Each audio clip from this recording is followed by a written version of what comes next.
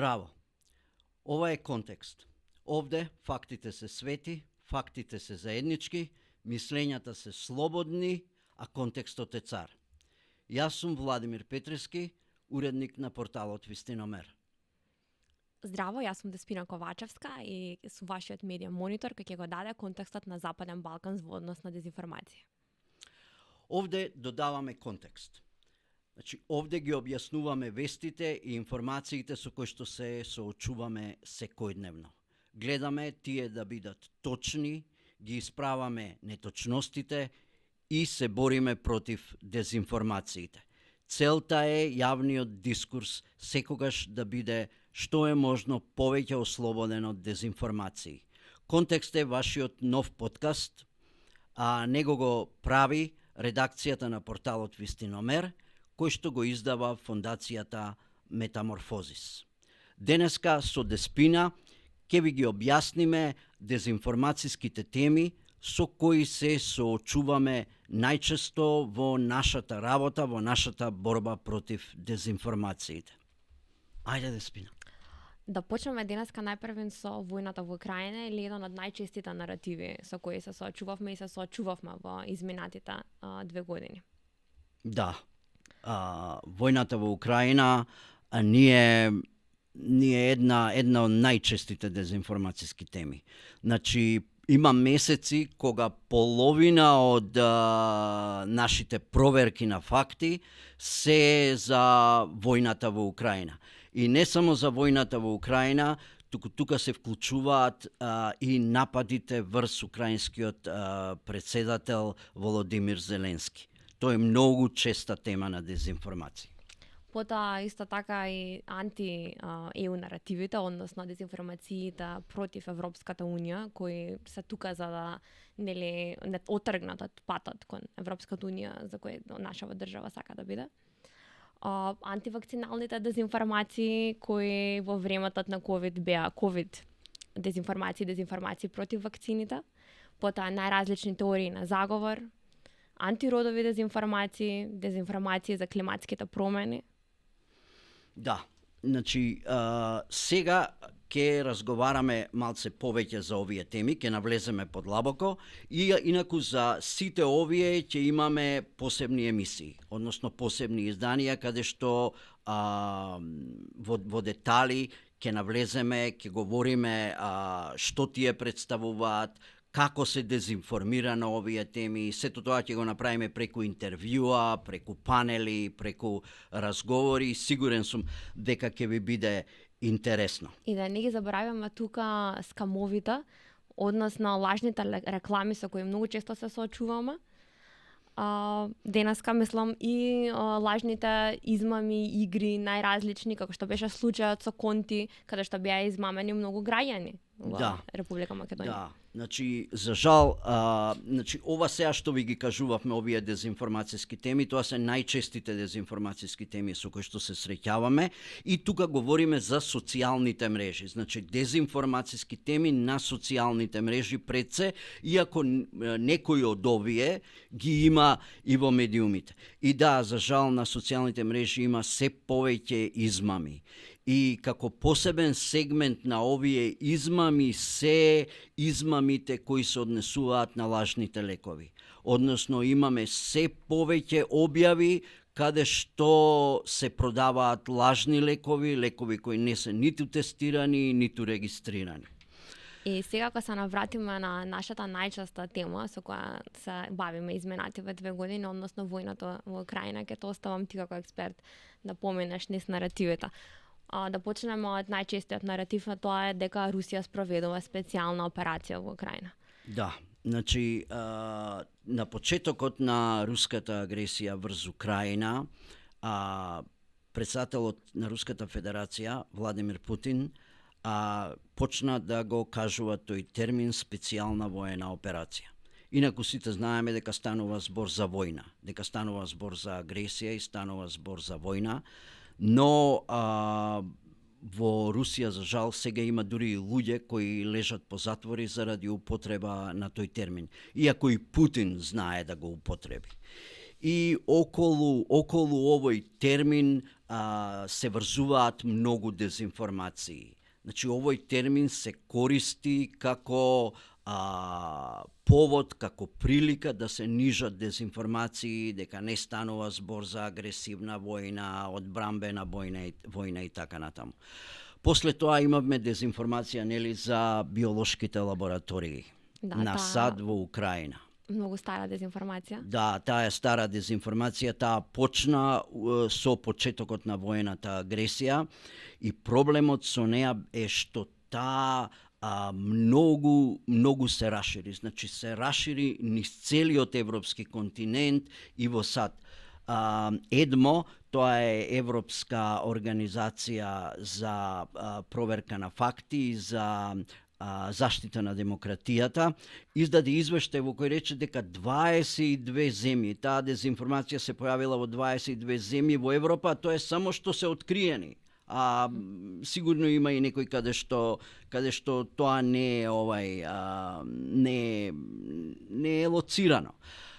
Кога станува збор, понатаму имаме наратив во кој се говори дека Русија се бори против нацистите во Украина. И ова е стар наратив, нели?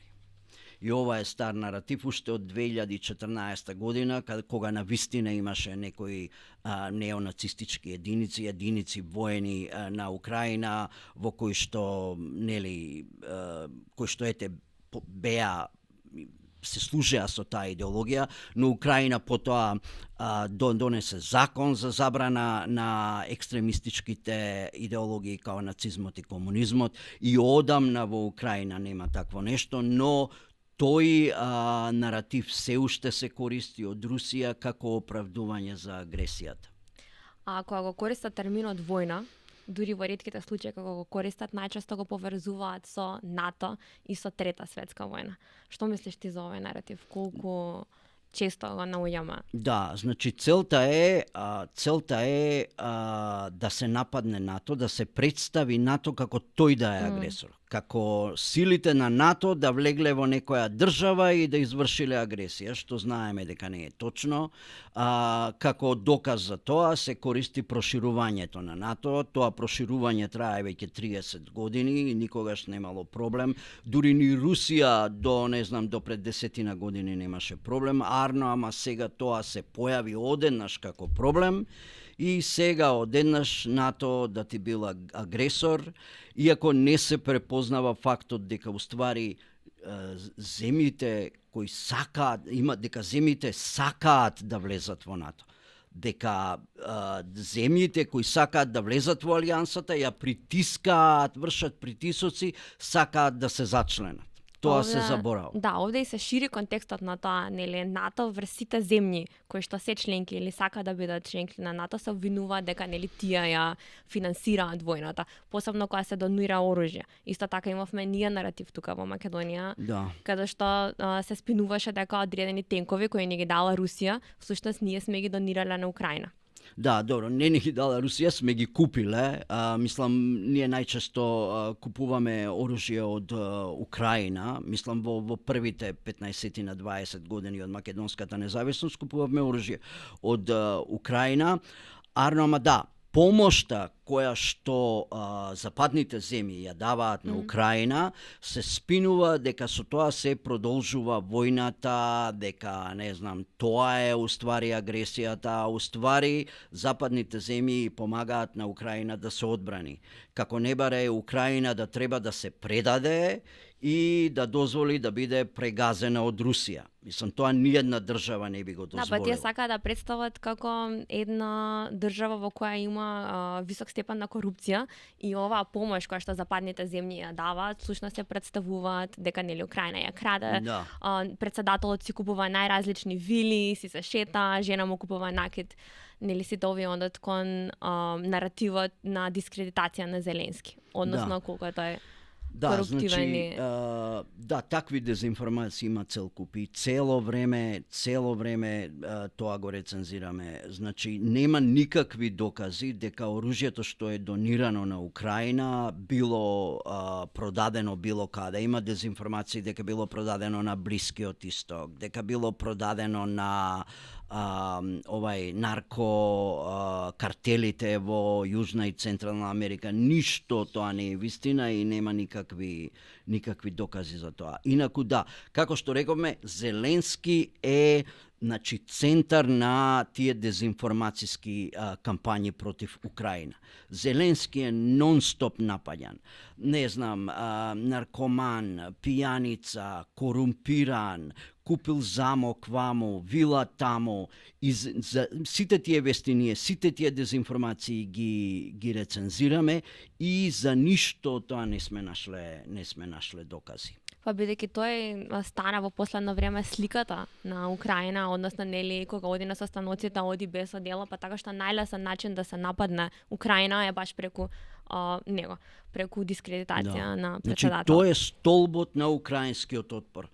Тој е заслужен и зошто украинците толку жестоко се бранат, тој е заслужен за помошта што ја добива Украина, тој е заслужен за сета нејзина надворешна политика, за сета поддршка и они знаат дека тој е столбот на украинскиот отпор и затоа толку многу го напаѓаат.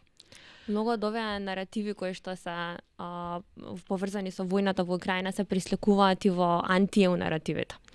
Како што е нацизам во Европска унија, нацизам во Украина, нацизам во Европска унија, потоа корупцијата во ЕУ, односно како Европската унија се однесува со земјите кои сакаат да бидат членки, како кон нив е неправедна.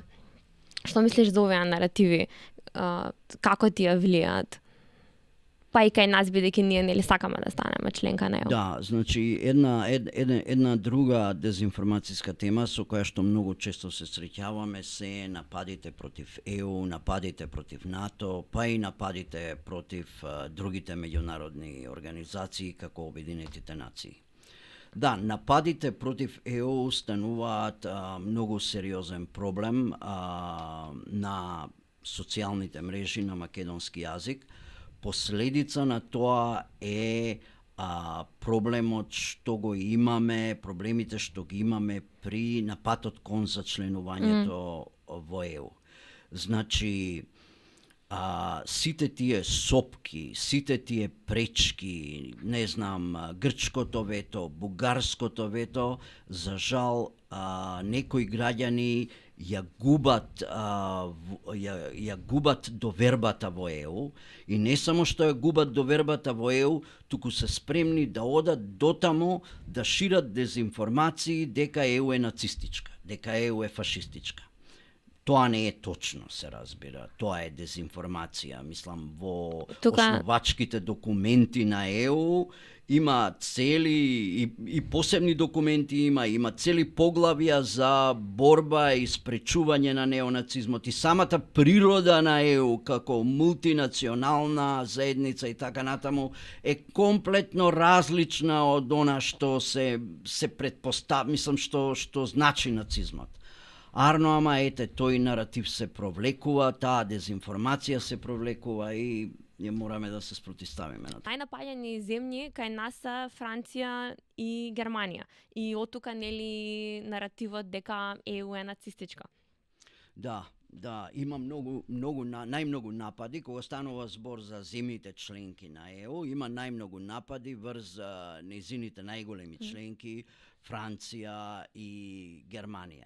Има напади врз другите помали земји, сме виделе напади врз Холандија, напади врз Полска, напади дури и врз Ирска. Во Ирска немало слободни медиуми, што не е точно, се разбира, немало слобода на говор. Арно, ама Франција и Германија се центар на нападите и тоа тие се тематски. Значи, наративот против Франција е нејзиното империјално минато се сака да се земе од минатото и да се аплицира денеска. Како не знам, она што била Франција како империјална сила пред 200-300 години е уште и денеска, што се разбира дека не е точно. Например, имаше дезинформација дека од западноафриканските земји, не знам, Франција наплаќала 500 милиарди долари данок. Тие сите заедно немаат 500 милиарди долари бруто домашен производ, па камоли некој да им земе толкав данок. А кога станува збор за Германија пак, Германија се напаѓа економски.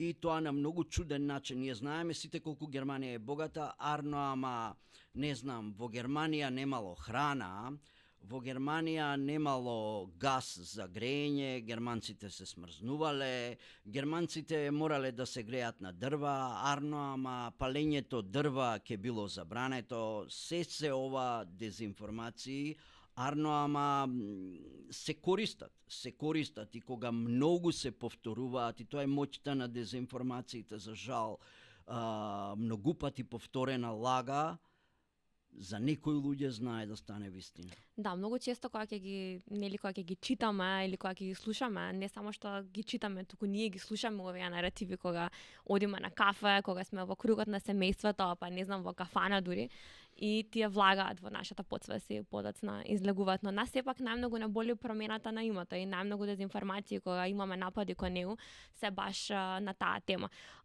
Исто често можеме да видиме како нас странските политичари, односно дезинформации кои што тврдат дека странски политичари, посебно и представници, нарекуваат северно македонци. Случајот со претседателката на Европската комисија, каде што нели имаше напис, мислам дека Deutsche Welle беше така. Да, беше злоупотребено името на Deutsche Welle, значи брендот на Deutsche Welle, беше злоупотребено нели ликот на претседателката на Европската комисија Урсула фон дер Лајен, и тоа беше за време на изборите и кај нас овде и за време на европските избори. Тоа беше цела една кампања каде што наводно Урсула фон дер Лајен не нарекува северно македонци, па имаше нели Макрон исто така не нарекува северно македонци, и двајцата велат дека нема да има проширување на Европската унија во следните 40 години или до 2040 година. Ништо од тоа не е точно. Арно, ама пред избори таква дезинформација може да предомисли многу луѓе. Таа беше нели оние луѓе кои што да се подгрее сомнеш кај Европската унија, и тој сомнеш после да се префрли врз проевропските сили овде во земјата и да не се гласа за нив. Во смисла, јас ако сум гласач и ако сакам да гласам за партија која што нели про-ЕУ, да се создаде сомнеш зошто ќе гласам кога нели секако нема да има во наредните 10 години проширување на ЕУ, па сега јас нели си го трошам гласот за џабе. Да. Која што е еден исто дезинформацијски наратив, бидејќи ние гласаме и нема за џабе и нема никаква промена дека гласањето е. Значи покрај дезинформациите на социјалните мрежи, покрај проверка на овие дезинформации, Вистиномер се бави и со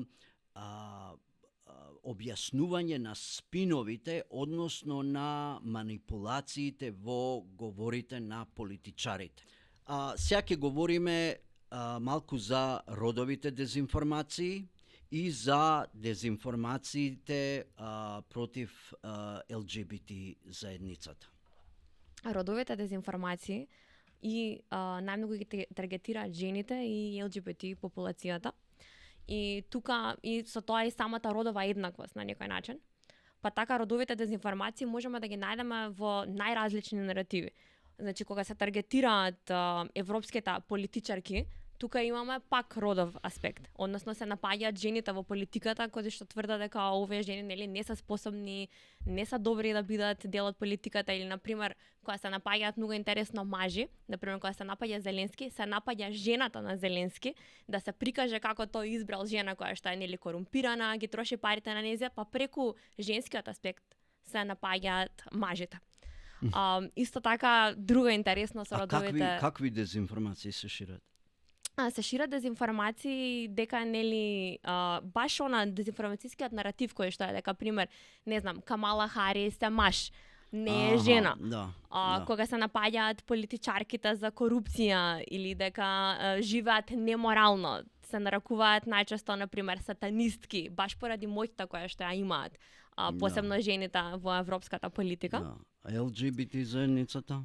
ЛГБТ заедницата за жал е една од најнапаѓаните и можеме да ја најдеме во најразличните наративи, значи од анти-ЕУ наративите, па војната, па на секаде едноставно ја наоѓаме. Кај нас почна со законот за родова еднаквост, да употребам еден домашен пример. со каде што нели беше протестот на црквата, каде што тврдеа дека со законот за родова еднаквост маж ќе станува жена кога и да посака.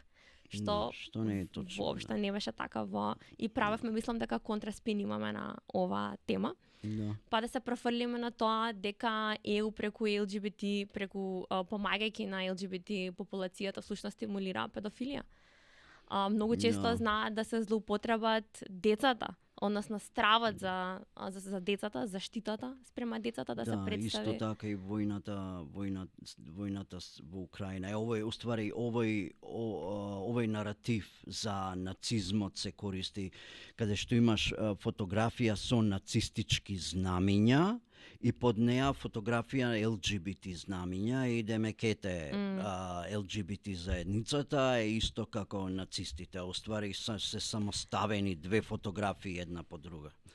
Да, следна тема со која што многу дезинформацијска тема со која што многу често се сретнуваме за жал се измамите. Тука исто, извини што ќе те прекинам, имаме родов елемент, бидејќи многу често, баш кога ги гледав и ги анализирав, лажните реклами, например Зара, Пандора, тие се кон жените. Дури лажните лекови, многу често имаме лекови за слабење и пред и после фотографии, каде што најчесто се жени, а не мажи. Да. Мислам и тука само може тој да се родов најде. момент го има насекаде. Арно, ама за какви измами поконкретно станува збор? Значи, многу често среќаваме страници, лажни страници на познати брендови, и македонски и странски, и потоа има лажни објави. И во тие лажни објави има лажни наградни игри. И за жал, многу корисници на социјалните мрежи биваат измамени и или ги даваат своите лични податоци, или пак плаќаат пари во надеж дека, не знам, ќе добијат iPhone за 123 денари. Или ќе добијат нешто, машина за перење за 2 евра. Мислам, за жал, такви измами се случуваат и вториот сегмент од овие измами се измамите со лажните лекови. Тие се и многу пострашни за мене, бидејќи од една страна со лажните игри, лажните наградни игри ќе изгубите податоци и пари, но кога зборуваме за лажни лекови, мислам можете здравјето да си го изгубите. Сериозно, луѓе веруваат дека ќе испијат некоја тревка каде што нема ни декларација од каде доаѓа и што може да нанесе сериозни последици на здравјето на граѓаните. Значи тие лекови нити се регистрирани, потоа има фотографии као бајаги на доктори, кои ќе проверите фотографијата, уствари станува збор за некој адвокат во Москва, а дури се користат имиња на вистински македонски лекари. Вистински македонски лекари, демек овој познат македонски лекар, сите што го знаат, го преперачува овој лека, а уствари нема врска. И се нанесува штета и на двете страни. Се нанесува штета, а па да не говориме за време на ковидот. За време на ковидот имаше надри лекарства од типот, не знам, пите 3 чашки ракија со анасон, ама од планина и ќе се излечите.